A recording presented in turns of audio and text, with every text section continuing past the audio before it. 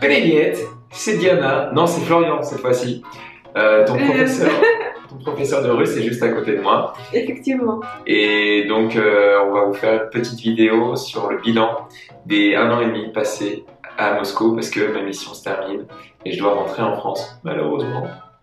Ça fait 1 an et demi que Florian a vécu à Moscou et il y a 1 an et demi, justement, peu après son arrivée, on a fait 2 vidéos avec lui où il parlait de la Russie et dans cette vidéo d'aujourd'hui, on va faire le bilan de son séjour d'1 an et demi passé en Russie. Exactement. Alors, est-ce que la Russie est encore dangereuse? Est-ce que on peut se faire des amis facilement? Et cette fois-ci, on pourra faire un bilan et dire aussi et parler des stéréotypes, des choses surprenantes sur la Russie. Après 1 an et demi, il y en a beaucoup. Et on parlera aussi des voyages, parce que la Russie, c'est le plus grand pays du monde, hein, si vous ne saviez pas. Et il y a énormément de choses à voir. Et on finira aussi par la gastronomie. Bien sûr. Parce qu'on mange bien en Russie aussi. Donc, restez avec nous. J'espère que vous allez découvrir beaucoup de choses intéressantes pour vous. Alors, et on commence, Florian. Quels sont les stéréotypes, les mythes sur la Russie que tu as découverts? Alors, déjà, je vais enlever ma chapka parce qu'il fait super chaud. On est en plein hiver encore. Bah tiens, en parlant d'hiver, les stéréotypes sur la Russie, c'est vraiment le froid, l'hiver, la neige. Et ben c'est pas faux, c'est pas faux. On est en plein hiver et il a neigé énormément cet hiver.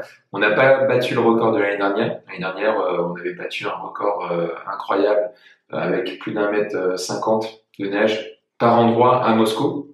Donc ça, c'était vraiment incroyable. Il fait super froid, mais ça dure pas si longtemps que ça à Moscou, en tout cas. On a eu jusqu'à -30, mais ça dure une semaine. Mais si vous allez en dehors de la Russie, par exemple dans la région d'Iakoutie, c'est la région la plus froide du monde, et il peut faire jusqu'à -72 degrés. Ça a été le record mondial. Et d'autres sujets qui t'ont étonné? Alors, d'autres sujets, le sourire. Le sourire. Est-ce que les Russes ont le sourire? Est-ce que les Russes sont sérieux? C'est pas faux, ils sont pas très souriants, c'est vrai, sauf Diana. Mais vous la connaissez pas hors caméra. Diana peut être des fois très autoritaire et très sérieuse. Donc si vous cassez un peu la glace, en fait, si vous allez parler aux Russes, vous leur dites que vous êtes étranger, vous allez casser tout de suite la glace et ils vont être un peu gênés de parler anglais ou français avec vous et tout de suite ils vont rigoler. Ils vont avoir le sourire. Donc il faut juste briser la glace, c'est tout. La vodka, bien sûr. Et l'alcool. Et l'alcool en général. Depuis quelques années, en fait, Poutine a mis en place une politique pour réduire un peu le taux d'alcoolémie, l'alcoolisme en Russie, et ça a très bien marché parce que à Moscou, on voit généralement beaucoup de personnes qui ne boivent pas du tout. J'ai énormément d'amis, plus de 50% de mes amis russes ne boivent pas du tout d'alcool parce qu'ils conduisent, parce que il faut savoir que la tolérance est de 0 sur les routes, donc il faut faire très attention. Et on a mis en place beaucoup de places, d'endroits pour faire du sport à Moscou. Donc on a vraiment une politique pour vivre mieux, pour vivre plus longtemps, parce que la longévité ici est de 63 ans. C'est ça. Hein. Et les personnes partent à la retraite souvent à ces horizons-là. Donc on a un vrai problème de longévité en Russie et on essaie de vivre mieux. Donc on a mis en place des magasins aussi avec des produits sans pesticides comme Vkosvil, qui est génial, et on les trouve partout. On fait beaucoup plus de sport qu'avant et on a réduit beaucoup l'alcoolisme. En tout cas, ça se voit à Moscou. Moscou, c'est assez différent. Ça représente pas forcément la Russie en tant que telle. Et si vous allez en dehors de la Russie, oui, vous allez voir des personnes avec des personnes un peu plus alcooliques, mais je pense que ça diminue. En ce moment, je vais vous dire un petit secret, Florian porte des tapochki. Est-ce que tu peux nous dire un petit mot là-dessus? Merci. Et pourquoi tu les portes? Oui, en fait, il y a beaucoup de... Alors, je sais pas si vous connaissez, mais si vous êtes déjà allé en Russie, si vous avez déjà été invité dans les appartements russes, les tapachki, c'est quelque chose que dès l'arrivée dans la maison, vous en avez. En fait, on vous les offre. Donc, c'est des petites tapettes et vous en mettez tout le temps parce que en Russie, on doit enlever ses chaussures quand on arrive. Pourquoi est-ce qu'on le fait? Il y a plusieurs avantages, Diana. Ah, vraiment? Il y a plusieurs avantages, c'est parce que on sort en plein hiver, il y a de la neige partout, du coup on a les chaussures très sales, du coup on doit mettre des tapochki ou des sacs plastiques. Tu te rappelles quand t'es... Bachille. Paril. Bachille. Des sacs plastiques. Oui, c'est des sacs plastiques tout bleus et c'est la même couleur. Partout où vous allez avoir ces sacs plastiques-là que vous mettez à la chaussure pour éviter de salir le sol. Ça a plusieurs avantages. Ça permet de faire moins le ménage et ça, c'est super. Pour moi, en tout cas, qui n'aime pas trop faire le ménage, j'adore. Donc, quand vous allez à l'hôpital, quand vous allez à la salle de sport, vous avez des Bachille. Et quand vous allez dans la maison, chez quelqu'un, vous avez des tapetchki. Et quel autre truc de la vie quotidienne t'ont surpris? Dans la maison, par exemple, il faut pas boire l'eau du robinet. À Moscou, en fait, l'eau est bonne, mais c'est des canalisations qui ont été construites pendant l'époque communiste, qui sont assez vieilles. Et ça, du coup, ça donne une qualité de l'eau un peu pas terrible, en fait. On n'arrive pas à savoir si l'eau est bonne ou pas. Du coup, on doit prendre de l'eau en bouteille. Mais il y a énormément d'entreprises qui vous transportent votre eau gratuitement chez vous, des bidons de 20 litres. Donc c'est un conseil pour les personnes qui veulent s'expatrier en Russie, qui veulent vivre en Russie. Il faut appeler ces compagnies-là pour éviter d'avoir à transporter des bidons de 5 litres. J'ai vu quelque chose qui m'a surpris aussi. Alors, c'était quoi? Aujourd'hui, je ne pouvais pas te dire bonjour en bas à la porte. Au niveau de la porte. Parce que ça se fait pas en Russie. Ça se fait pas, pourquoi ça se Je fait pas? devrais franchir le seuil, parce que sinon on pourrait se disputer. On pourrait se disputer. C'est une mauvaise coutume. C'est une culture, c'est religieux, je pense, non?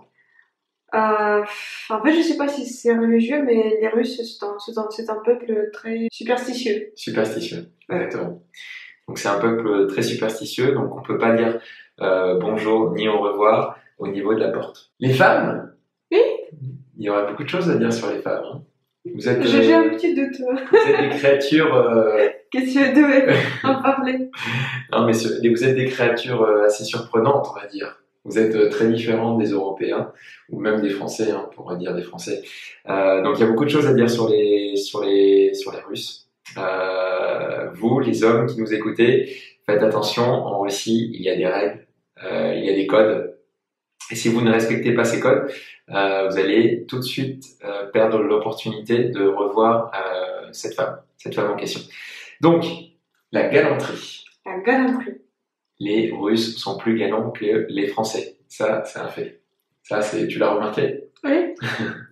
Donc, messieurs, retirez le manteau de madame, montrez-lui que vous êtes un homme, offrez-lui des fleurs. Pourquoi vous aimez tant les fleurs?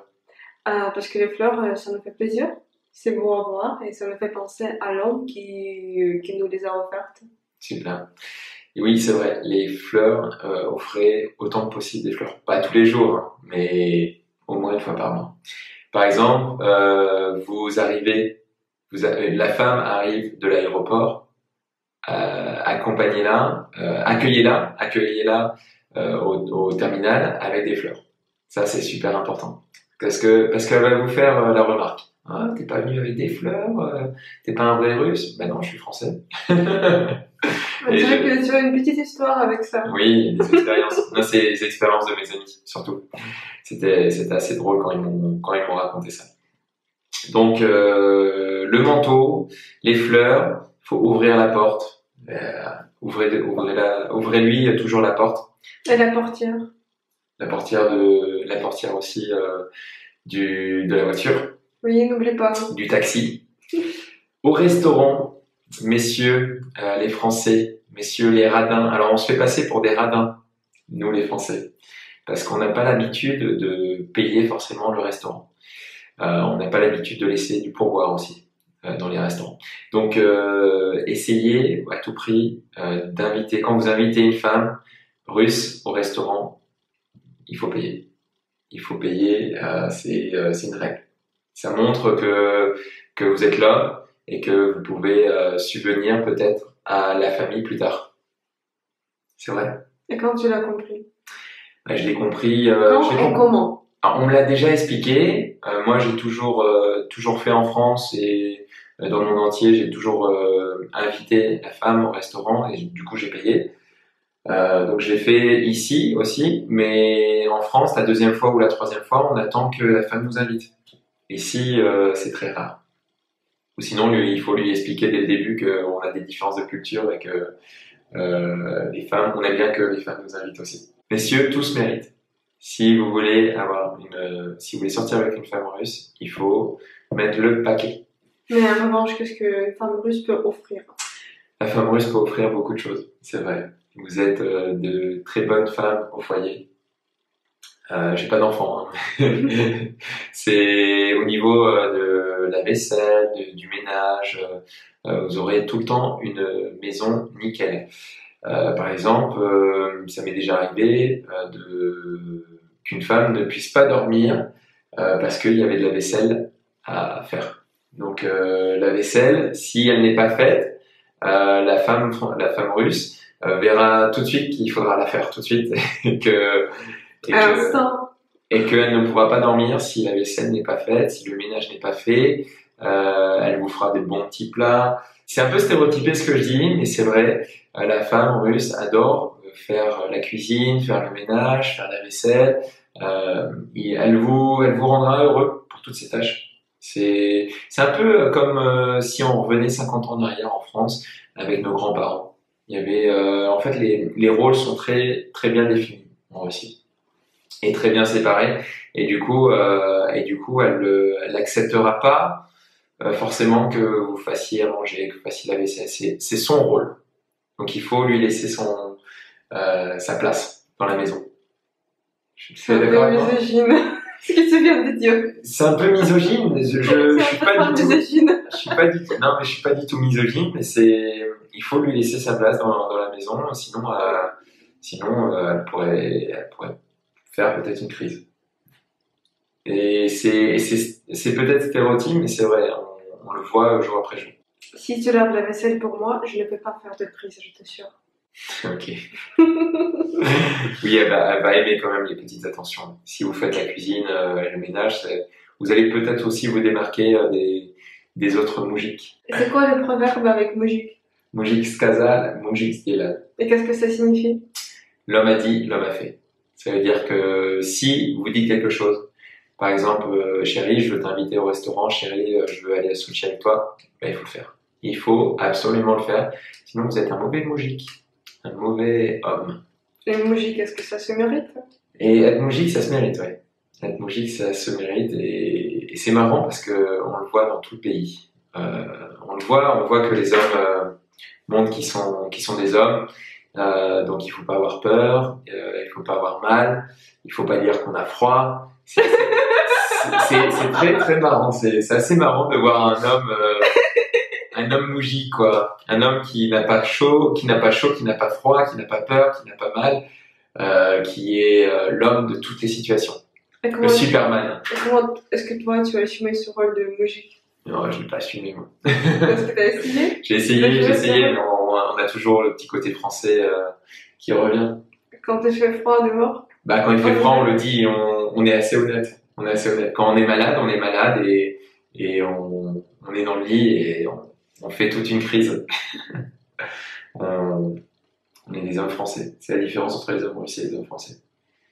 Mais il y a un petit charme quand même. Il y a un petit charme chez les Français. Peut-être. Tu vas pas dire le contraire. Florian, et quand tu étais venu ici pour le travail, est-ce que tu as remarqué les différences culturelles au bureau? Alors, les différences au boulot, au travail, il y en a beaucoup. C'est assez intéressant de comprendre et de voir un peu la différence entre les Russes, la culture russe et la culture française. Par exemple, au tout début, quand je suis arrivé, je disais bonjour à tout le monde. Et en France, on dit bonjour à la femme et on serre la main pour être poli. Et ici, on m'a regardé, on a fait un pas en arrière, on m'a dit non, qu'est-ce que tu me fais? Pourquoi tu me touches? Et oui, en fait, on ne serre pas la main aux femmes, on leur fait pas la bise, On leur dit juste bonjour de loin. C'est assez bizarre au début quand on n'a pas l'habitude. Donc quand vous arrivez dans un open space, au travail, ne serrez pas la main aux femmes. Vous leur dites bonjour de loin. L'anticipation, c'est un peu difficile. Donc un conseil, mettez toujours des deadlines et dites toujours que c'est urgent. Les Russes travaillent plus dans l'urgence. Et quand il y a une On a deadline, l'habitude de le faire. vous travaillez vraiment quand c'est urgent. Si c'est pas urgent, si vous dites oui, c'est à faire pour cette semaine, vous allez être sûr que ça va être fait pour le vendredi soir ou la semaine d'après. Il y aura toujours du retard. On a même un proverbe qui dit «Когда рак на горе свистнет». C'est-à-dire, je le ferai par exemple quand un rak на горе свистнет. Ça se traduit comme une crevette va siffler sur une colline. Ça va siffler sur la crevette, comme dit. C'est assez drôle. J'ai beaucoup d'expressions russes que je connais. To nie reskuje, to nie pioch champagskoe.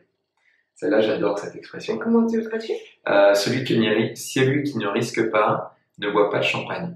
Donc le champagne, c'est un peu synonyme de réussite en Russie. C'est une boisson assez chère. J'en ai une autre aussi. Biestruda, nie witashi iribku ispruda. Oui, qu'est-ce que ça signifie? Sans travail, tu ne pourras pas pêcher le poisson du lac. Donc ça, c'est quelque chose que vous dites assez souvent, je pense, qui sont synonymes un peu de la culture russe. Donc voilà, l'anticipation, mettez des deadlines, il faut toujours si c'est vraiment urgent, dites-le. Voilà, ça c'est quelque chose sur le travail. Il y aurait plein d'autres choses à dire, mais on n'aurait pas assez de temps pour le dire. Voilà, sinon, le métro. On peut parler du métro à Moscou. Le métro, c'est un métro super moderne avec le Wi-Fi dedans. Et ça, je l'avais déjà dit dans la première vidéo. Le banya aussi. Alors, le banya, c'est quelque chose typiquement russe. C'est... Voilà, il faudra le mettre. Tu veux pas le mettre? Non, merci, c'est pour toi. T'as peur de perdre des followers? Vas-y. Donc voilà. Si vous allez dans un banya, il faut absolument mettre ce chapeau. Pourquoi mettre ce chapeau? Pour ne pas abîmer les cheveux? Pour ne pas abîmer les cheveux et ne pas brûler les oreilles. Parce que ça peut aller jusqu'à 100 degrés. En fait, le banya, c'est un sauna à la russe, avec beaucoup d'humidité, avec des pierres chaudes, et on met un peu d'eau sur les pierres, et ça va jusqu'à 100 degrés, et c'est super. Franchement, c'est super. Il y a d'autres choses. Le banya, c'est plus que ça. Ensuite, juste après avoir été 15 minutes maximum dans le banya et se faire fouetter par un masseur, qui est vraiment génial, vous sortez de cette pièce chaude et vous allez en direction de la neige. Là, vous roulez dans la neige et ensuite vous prenez un bain d'eau froide ou un bain d'eau chaude, je sais pas, comme vous voulez. Le chapeau, c'est super important.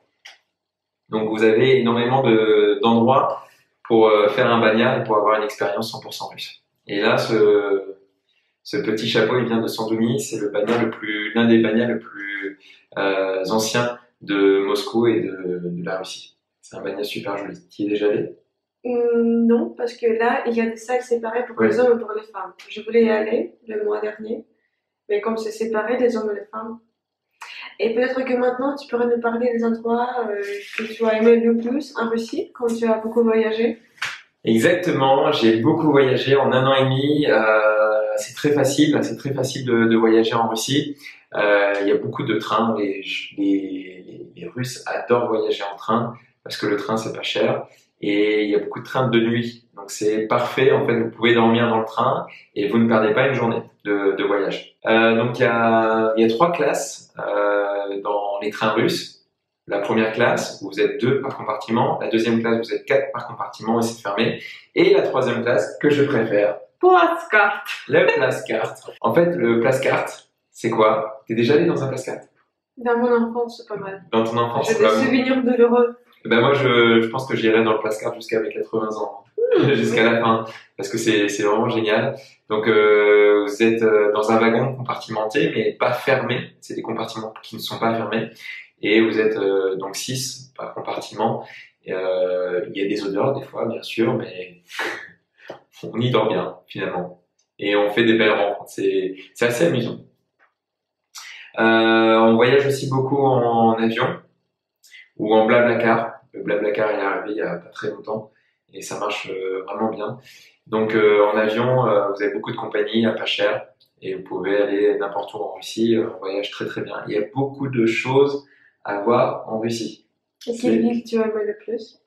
Alors mes villes préférées, donc c'est Moscou bien sûr. J'ai beaucoup voyagé à Moscou. J'ai voyagé 2 fois à Saint-Pétersbourg. J'ai beaucoup aimé Saint-Pétersbourg. C'est une ville magnifique. Tu y es déjà allé? Tu y es déjà allé? Oui, j'adore. Ouais, c'est vraiment bien. C'est une ville très européenne finalement, parce ça a été construit par un architecte italien et des architectes aussi russes, hollandais. Donc c'est très joli à voir. Et juste à côté, vous avez une petite ville qui s'appelle Vibor, qui est magnifique aussi, de style un peu suédoise, finlandaise. Donc c'est vraiment très joli à voir. Il y a énormément de, de richesse culturelle en Russie. Vous allez adorer. Moi, j'ai adoré aussi Mourmansk. On rigole beaucoup quand je dis je suis allé à Mourmansk. Donc c'est la ville la plus au nord de Russie, dans le nord à côté de la Finlande. Et là-bas, vous pouvez aller voir les aurores boréales. L'anneau d'or. Vous avez sûrement entendu parler de l'anneau d'or. Donc l'anneau d'or, c'est quoi? C'est Zolotoye Koltso. Ce sont des villes qui entourent Moscou. Et c'est des villes avec beaucoup de richesses culturelles, beaucoup de monastères. En fait, c'était des villes princières à l'époque. Donc vous avez, dans l'ordre de préférence, moi, ce que je préfère, c'est Souzdal. Souzdal, il y a à peu près une 50aine de monastères, d'églises à visiter. C'est magnifique, rester au moins une nuit sur place, parce que c'est féerique. C'est vraiment féerique, c'est magnifique. À côté de ça, vous avez Vladimir, une autre ville princière, où Catherine II était passée juste à côté de la Porte d'Or. Donc, il y a beaucoup de choses à voir, c'est magnifique. Vous avez Kostroma, Yaroslav, Kolumna et Sagia Posad. Tu connais Sagia Posad? C'est ma ville natale. C'est ta ville natale, une très belle ville, un peu la capitale de l'orthodoxie de Russie. Donc voilà, l'anneau d'or, j'ai tout fait. Je suis allé en Crimée aussi, faut pas le dire. J'ai beaucoup aimé la Crimée. Vous avez énormément de paysages magnifiques. Il fait très chaud en plus. Alors là, la Crimée, il fait super chaud et on se croirait vraiment dans un pays totalement différent de la Russie. Le Baïkal, magnifique. C'est le lac le plus profond du monde.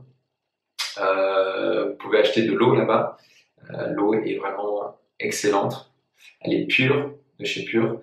Et c'est magnifique. Vous avez beaucoup de choses à voir juste autour du lac Baïkal. J'ai fait le mont Elbrus en russe. Savez-vous que c'est le point le plus culminant de l'Europe? Si vous voulez skier, si vous adorez skier, c'est l'endroit pour aller skier pour moins cher que Sochi. Okay. Sochi, j'y vais dans 2 semaines.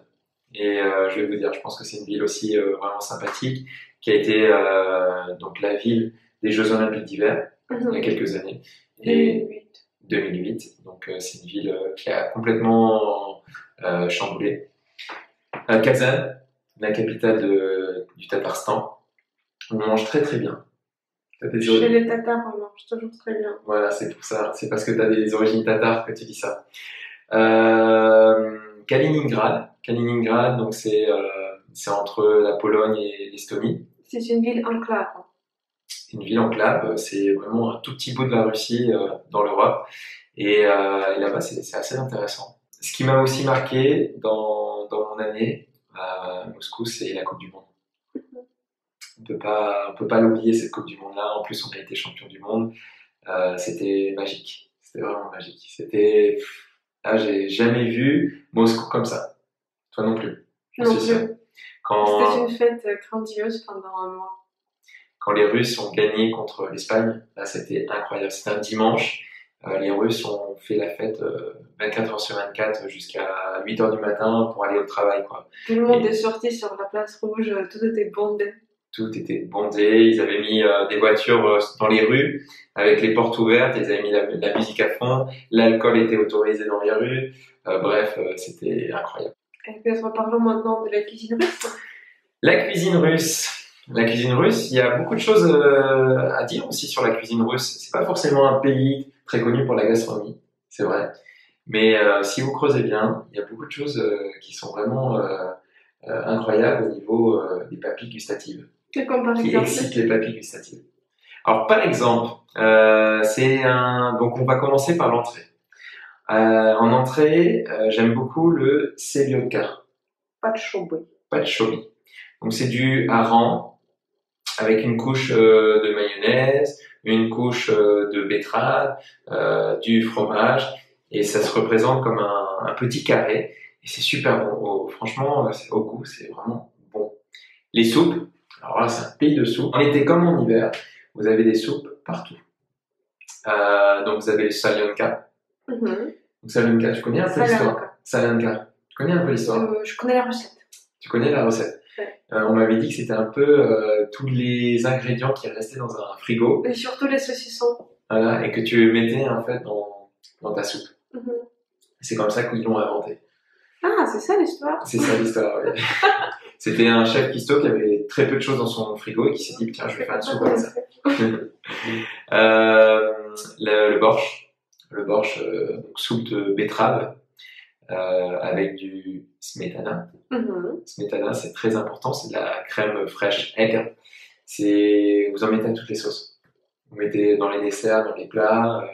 Moi qui est normand, je mets de la crème fraîche partout et là, franchement, j'adore. Tu vas trouver ton paradis. Ah, j'ai trouvé mon paradis. Pour les plats principaux, alors pour ma part, moi j'adore le bœuf stroganoff. C'est vraiment génial. C'est une bœuf marinée dans de la sauce, je sais pas dans quelle sauce que c'est, mais avec de la purée, des patates et des cornichons. Vous pouvez manger aussi beaucoup de sarrasin qui s'appelle Grechka. Donc c'est du sarrasin concassé. On n'a pas l'habitude de manger du sarrasin en France. On met plutôt la farine de sarrasin pour faire des galettes. Galettes saucisses pour les Bretons. Miasa Pafranczewski. Viande à la française. Viande à la rien française. à voir avec la France. Alors c'est juste parce qu'ils mettent un peu de fromage sur la viande et on l'appelle du coup à la française. Mais c'est super bon. C'est souvent du porc et on met une sauce béarnaise, quelque chose comme ça, avec beaucoup de fromage et c'est super bon. Des tranches de tomates. Des tranches de tomates aussi, oui, une tranche de tomate, c'est vrai. Tu as raison. C'est super bon. J'aime beaucoup.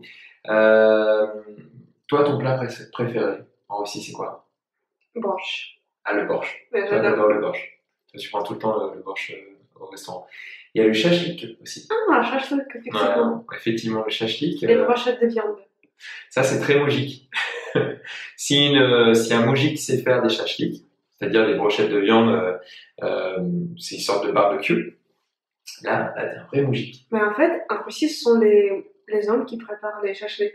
Exactement. Donc quand vous partez en pique-nique dans un parc, là, il faut faire des shashliks. C'est un métier d'homme. C'est un métier d'homme. Voilà, en général, c'est ça les plats principaux que j'adore. Mais venez en Russie, venez les goûter en Russie, vous allez voir. Les desserts. Le Napoléon. Vous avez un dessert qui s'appelle Napoléon. Et ça, c'est pas très sympa. En fait, vous mangez le Napoléon. En réalité, c'est le millefeuille. C'est un millefeuille, voilà. Mais il y a une petite histoire derrière tout ça. C'est vraiment pour manger le Napoléon, pour qu'il en reste aucune miette, parce que c'est un dessert très très bon aussi. Le Miedowik. Le Miedowik, c'est un dessert au miel qui est très très bon aussi. Vous avez les beignets, donc les crêpes. Alors ça, c'est un pays de crêpes. Tous les jours, moi, je mange des crêpes. C'est super bon. Les sirniki. Sirniki, c'est des petits... Sirniki. C'est mieux. Merci, professeur. Donc les sirniki, c'est quoi? Sirniki, ce sont des petits, qu'on appelle galettes. Les galettes à base du fromage blanc. Oui, c'est super bon. Donc c'est... cuit à la poêle. Cuit à la poêle, c'est ça. Et les charlotka. Charlotka. C'est quoi ça? En fait, c'est un gâteau aux pommes, une tarte aux pommes. Ok. J'aime bien les strudels aussi, mais c'est pas russe. Il y a beaucoup de strudel en dessert ici. Et les boissons. Alors là, on vient aux boissons. Moi, j'adore les thés au Abipira. Ablipira, c'est de l'argousier. C'est un tout petit fruit. Ablipira. Merci, professeur, pour la prononciation. C'est très important que tu sois là. Parce que je ne comprenais pas ce que tu disais. Oui, mais à chaque fois, on ne comprend pas quand je dis Ablipira. Ça, c'était bien. Ablipira. Ablipira. Comme ça. Donc, quand vous prenez un chai, c'est un thé, vous prenez-le tout le temps, l'ablipira. Il y a beaucoup de vitamines à l'intérieur. Et en fait, c'est des tout petits fruits orange et qui donnent un goût excellent. On n'a pas ça en France. Je pense pas qu'on ait ça en France. Peut-être dans le sud de la France, si je me trompe. Mais je n'ai jamais vu ça en boisson. Les limonades, vous adorez les limonades. Et elles sont faites maison, les limonades. Donc les limonades à la fraise, à la framboise, à la mangue. C'est super bon. Et j'adore, il y a un cocktail que j'aime bien, que j'aime beaucoup et que les Russes ne connaissent pas. Et les Russes de Moscou, alors qui s'appelle Moscou Moule. Donc le Moscou Moule, c'est une boisson mise dans un petit chaudron à base de bière au gingembre. C'est super bon. Et bien sûr, il y a de la vodka. Sinon, ce ne serait pas un cocktail russe. Bien sûr. Donc voilà, si vous voulez voir le meilleur Moscou Moule, allez au Mendeléev, c'est un bar secret à côté de Kuznetsky Most, Lubyanka, à Moscou, et c'est super bon. C'est vraiment un cocktail à faire quand vous venez en Russie. Tavalish, ça veut dire camarade en russe. Tavalish, merci d'avoir regardé cette vidéo. Si tu as aimé cette vidéo, n'hésite pas à mettre le pouce en l'air pour nous indiquer qu'elle t'a plu. Et si tu as des questions à poser, peut-être à Florian, tu peux les poser dans les commentaires. Tu peux me poser dans les commentaires, je répondrai très rapidement.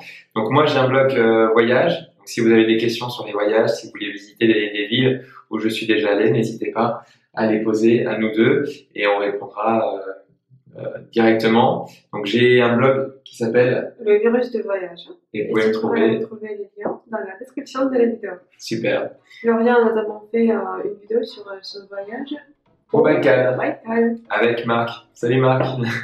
Et c'était un voyage vraiment super. Donc j'en ferai d'autres si j'ai le temps. Bien sûr, je reviens en France, donc j'aurai un peu plus le temps parce que je voyage beaucoup moins en France, bien sûr. Donc je ferai plein de vidéos sur tous mes voyages. Donc n'hésitez pas à vous abonner à cette chaîne. Voilà, on vous dit au revoir. Et comment tu le dis en russe? До свидания. До свидания. До свидания. Товарищ. C'est un signe d'attention. Juste quand les pleurs sont à la maison, ça nous fait penser à l'homme qui nous l'ont offert. Qui nous les a offert. T'as bien vu ton français. Alors, comment ça se Oui, ici. Tous, comment on dit ça en français? T'as aussi oublié mon français? Oui, j'ai oublié mon français. Ouais. J'arrive plus à parler la France. C'est un peu stéréotypé ce que je dis, mais c'est vrai. C'est vraiment vrai. C'est vraiment vrai, ça se dit pas.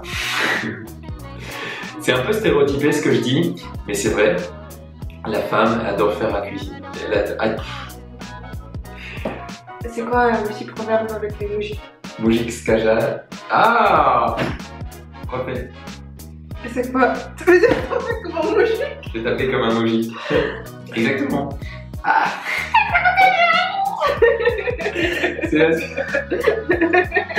C'est parce que je suis un peu sorti hier. J'ai un peu fait la fête.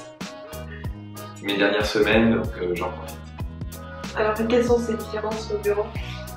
Alors oui, parce qu'en 1 an et demi, j'ai appris aussi le russe. Hein. Il y a Rus-ski, c'est chasse. Oh. Et il y a Lublou, Rassi.